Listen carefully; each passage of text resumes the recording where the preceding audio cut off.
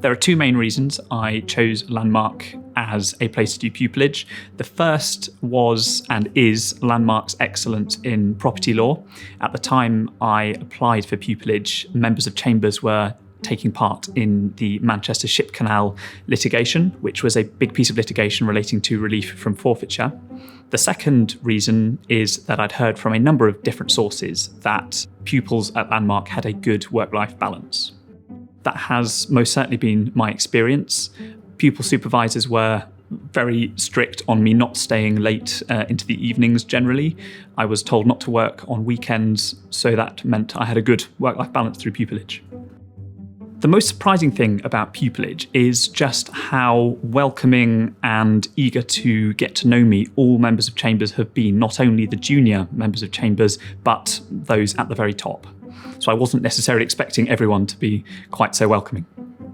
The most rewarding aspect of pupillage at Landmark has been doing pieces of work which have actually been used in real active cases. There was a case a few months ago where I drafted a skeleton argument. I did the first draft of the skeleton argument, and that was used virtually unchanged in a hearing before a High Court judge.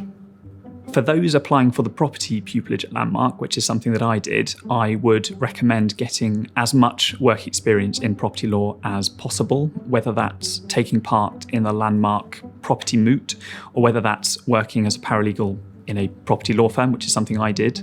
Another recommendation I would make is to simply believe in yourself. Pupillage and the application process is very tough. It can be difficult, and you have to believe in yourself to get through.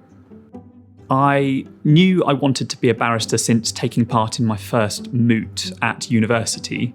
It was a property law moot. It was in the first term of university, and I found I enjoyed the experience of talking about law to a judge, arguing with an opponent, to be very satisfying, very rewarding. And it was since then that I decided I wanted to be a barrister.